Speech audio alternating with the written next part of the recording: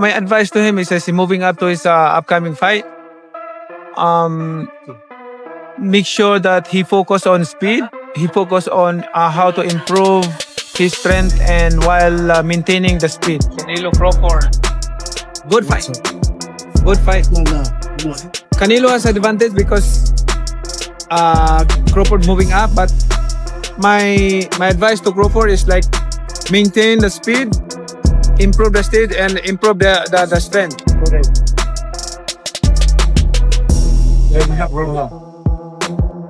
Okay, take a pic. Can you take a pic? Video champion! In a recent powerful interview, boxing legend Manny Pacquiao shared his honest thoughts on the upcoming fight between Terence "Bud" Crawford and Canelo Alvarez. With years of experience in both the welterweight and middleweight divisions, Pacquiao gave a smart and detailed breakdown of how the fight might play out and who might have the upper hand. As fans around the world debate the outcome, Pacquiao's words are already creating a buzz in the boxing world. He focused on the fighters' power, speed, ring intelligence, and mental strength. If you were to fight, let's say Terence Crawford, what weight would you want to fight at? 147. 147 still? Yeah. All right, well, I think he might be watching this. This is going to make a little bit of news. Why don't you go ahead and challenge him right now? Because my natural weight is 140. So, I mean, I'm just moving up to 147. So, it's not getting hard to reduce. He says he wants to fight Canelo, maybe at 168 pounds. Do you imagine him beating Canelo at that weight? I don't know. Let's wait. Pacquiao warned Crawford about the risks of moving up to weight classes to fight Canelo. From his own experience as an 8-division world champion, he said, "It's good for Canelo. At 168 pounds, Canelo will naturally be bigger and stronger." Pacquiao advised Crawford to rely on his speed, movement, and added strengths, but warned that these might not be enough to handle Canelo's power and size. He stressed that fighting in Canelo's division will require perfect footwork, smart thinking, and intense preparation. In his view, Crawford must go beyond his limits just to survive in the ring with Canelo. It's a huge risk, but also a chance to build an unforgettable legacy. That's not easy for Crawford. I mean, it's Canelo has the big advantage, but Crawford needs to manage well his body, his speed, and his power. Because he's moving up to another level of weight. I asked this because you did it with Margarito. You went to 54, and people were like, "Oh my God, this guy's so big, Margarito." But your speed made the difference in that fight. Well, what advice would you give a smaller guy like Crawford to fight someone like Canelo, who's a lot bigger and stronger? You know, preparing like that opponents, like is not only the speed, but you know the techniques that you can use in the fight. Like make sure that in your daily routine, training routine, like that, make sure that all the techniques, strategy, combination, like you know, it's accurate to your opponent's style. You know what I'm talking about? Like when you have a math exam tomorrow, you have to review right now a math subject. You don't need to review English subject or a science subject. You have to review math subject because tomorrow you're going to have a exam. You're going to exam a math subject. That's a hard exam. The fight will happen on September 13th, 2025, in Las Vegas. Crawford is jumping up to weight classes to challenge Canelo for the undisputed super middleweight title. That includes the WBA, WBC, IBF, WBO, The Ring, and TBRB belts all in one. Fight, streaming live on Netflix. Crawford currently holds a 41-0 record with 31 knockouts and has already beaten top fighters like Errol Spence Jr. and Israel Madrimov. If he wins, he'll become the first male fighter in history to become undisputed in 3 different weight classes during the 4-belt era. You've accepted this fight now, but in the previous years, you said it doesn't interest you because you have nothing to gain and everything to lose. If he were to beat you, how damaging would that be to the Canelo brand? He's not gonna beat me. Don't worry about it. He's not gonna beat me. Don't worry about it. I think this fight is gonna be in the books of the history of boxing for sure. That's for sure. For sure, them belts coming with me. they coming home with me. When you say, I want Canelo, is there anybody in the camp that would say, you're not ready for this? That's a big boy. He's strong. It's a conversation. It's not just, oh, man, you will whoop his ass. Like, yes, man type stuff. I'm not worried about Canelo. I'm not thinking about Canelo. I'm just focused on Israel Magno. In a small way, is this a stepping stone to your dream fight? I don't look at fights as stepping stones. It's about now. Canelo Alvarez is a powerful and proven champion at super middleweight, with a record of 63 wins, 2 losses, and 2 draws, including 39 knockouts. He's won titles in 4 weight classes: super middleweight, middleweight, junior middleweight, and light heavyweight. In 2021, he became the first undisputed super middleweight champion by beating Caleb Plant. Listen, Canelo needs to understand he's a different fighter now. The deterioration is there. It's not the same guy. He's not that destroyer who's looking for knockouts early and keeps a pace and a pressure on you. He throws 30 punches around. You're not the same guy. So telling everyone you're going to knock them out and then going into, 6 decisions in a row now? Scores a knockdown every time, the power's still there. The problem is the pace and the ability to carry on and push. That's the real difference, and that comes with age. He's 34 going on 45 at this, as far as I'm concerned. He's got a ton of fights, been around for a long time, doesn't have that same desire, the same drive to take the chances against these younger, bigger guys, because he is fighting younger, bigger guys. So you got to keep that in mind as well. I'll say he is the hardest, for sure. One of the fighters that hit very hard was Angulo.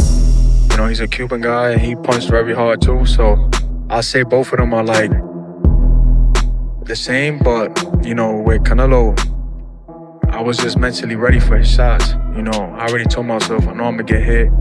I know I'm gonna get hit on my chin, but it's, you know, I gotta bite down on my mouthpiece and push. You know, and look what happened in the 3rd round. I got hit with a left hook. We'd be practicing in camp the whole time, you know, keeping my right hand to my chin. And I wound up just moving, and he connected right on my chin. And you see how I punched my gloves. You know, that's like a thing for me when my last time when I got dropped, I was punching my gloves. I'm like, damn, I got hit with a shot. I'm not supposed to be on the floor. But, you know, it comes to boxing. You know, the greats done got dropped, you know, got hurt. But it's about how you come back and respond. Boxing legend Juan Manuel Marquez is concerned about Crawford's move. While he praised Crawford's skills and success in 4 divisions, he said the weight jump may be too much. Marquez pointed out that Crawford's speed and power didn't look as strong at 154 pounds, and gaining more weight might hurt his natural movement. Without a big increase in strength, Marquez believes Canelo's size at 168 pounds will be too much. He respects Crawford's defense and sharp combinations, but says that weight divisions exist for a reason, and this fight might be too big of a jump. The fight because Terence Crawford is a good fighter, but in the sport of boxing, it has divisions. You know what I mean? You know? Right, weight classes. You know what? Right. Yeah, weight classes for a reason. Weight classes yeah. And Terence Crawford is a good fighter in super lightweight, welterweight, super welterweight, but I think more. I remember when Terence Crawford fought with Madrimo. Yes. He looks slow. He looks with no power. And 3 more divisions. 2 more divisions. I think it's a top fight for Terence Crawford. But Terence Crawford is a great fighter. He has a great defense. He has a good combination punches. But I think the weight class is no good for him. On the other hand, Roy Jones Jr. believes the fight will be one based not on weight, but on strategy. In an earlier interview, he said that if Canelo fights smart, he'll win. But if Canelo slips, Crawford can take over. Jones said Crawford must control the center of the ring and put pressure on Canelo. In June, he added, weight doesn't matter. What matters is whether Crawford can take Canelo's power. He warned Crawford not to run around the ring too much. If you run from a big man, you give him confidence. That's stupid, he said. For Jones, this is a mental battle just as much as a physical one. I don't care who you beat, the muscle thing is gonna always follow. Terence is not taking a fight in between. He's like, I'm going to move up to 168. I'm gonna take my time with that. Should we expect an upset, or are we going to see what most people are expecting in that fight if it does happen? Well, we're not going to see what most people are expecting. That's for sure. I can guarantee you that, because most people looking at the weights and saying, oh, they're too far apart, Canelo's too big. No, we're not going to see what y'all think we're going to see. We're going to see a chess match, and a chess match that, if it's played correctly by each side, it could be very interesting. If it's played wrong by either side, the other side will dominate. That's how good this fight is. Let's say if Canelo wins, do you think people give Canelo credit because Bud is smaller? And if Bud wins, should he just retire and go on the sunset? Bud definitely should retire if he wins.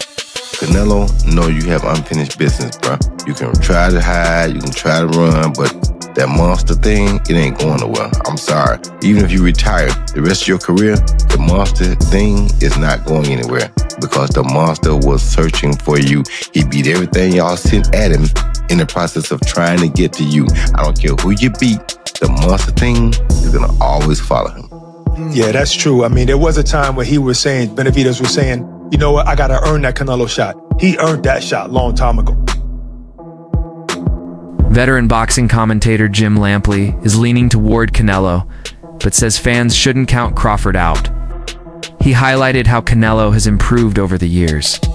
From his early losses to now becoming one of boxing's best counterpunchers, Canelo has also developed better defense and core strength through unique training like horse riding. Lampley respects Crawford's record and compares him to a modern-day Sugar Ray Robinson for his ability to switch stances and fight aggressively when needed. Crawford is going to fight Canelo because even if I have some doubts and misgivings about the size matchup, it is two action fighters who like to fight aggressively at times, not all the times, going against each other, and we'll see who can open the other person's tuna can, so to speak. Lampley broke down the fight as a classic size versus skill matchup. He said that while Canelo clearly has the size and strength advantage, Crawford could still win, but only if he fights a nearly perfect match. That means switching stances smoothly, using angles, controlling the pace, and never letting himself become an easy target. Uses strength and conditioning. There's very few fighters that just train using skill, train skills. Like George St. Pierre did that for a certain period of his career. I wonder if there's anybody left in boxing who trains just using the gym skills. There were a lot of them when I was first involved in the sport who would never have touched a weight. Right. They subscribed totally to the notion that that was negative. Right. And the worst case, I mean, they definitely did calisthenics, but that was it. It was just body weight exercises, which brings us to Crawford, which I think is really interesting. The Crawford-Canelo fight. Beyond interesting. Fascinating. Fascinating. Because how does Crawford compete with that size? And, we have to recognize, okay, well, when Canelo fought Floyd, it was 152 pounds, right? So he had dropped down, which was a struggle for him, which is why Floyd was so brilliant in getting him to go down to 152, because he knew he would be drained. 52 or 54? Popular boxing voice Showbiz, the adult, also weighed in. Said Crawford is extremely skilled, but would need 3 times the experience to handle a fighter like Canelo. His point is that Canelo has faced much tougher and more physical opponents. At higher weights, something Crawford hasn't dealt with yet. If he were to accomplish that and beat Canelo Alvarez, become 3-time undisputed, is that top 10 greatest fighter to ever live?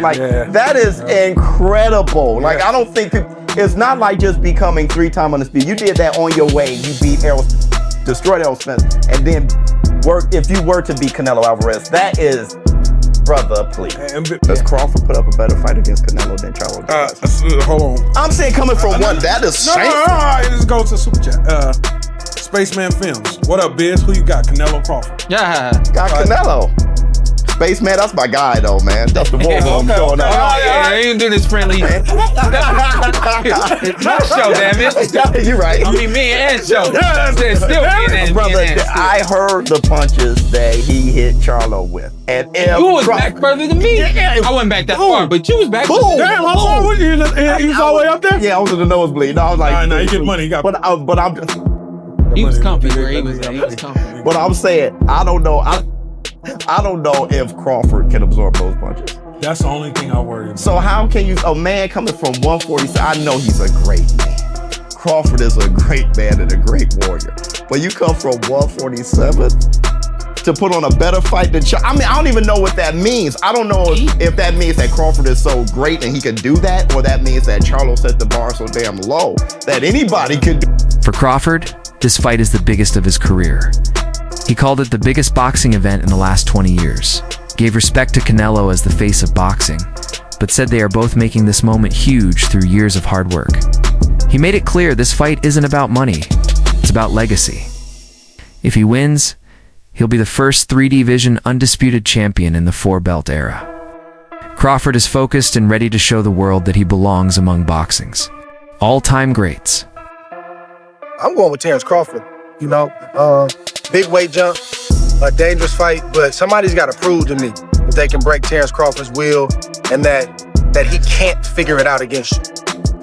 You know, it ain't no disrespect toward Canelo, but I've said this last couple of years. I'm not betting against Terence Crawford against nobody. Like, you got to show me that you can beat. In recent interviews, Crawford reflected on a fight that never happened with Manny Pacquiao. He said that after he beat Pacquiao's sparring partner Derry Jean in 2015, it looked like a fight between him and Pacquiao would happen at 140 pounds. But after that performance, Pacquiao disappeared. Crawford believes he scared Pacquiao away.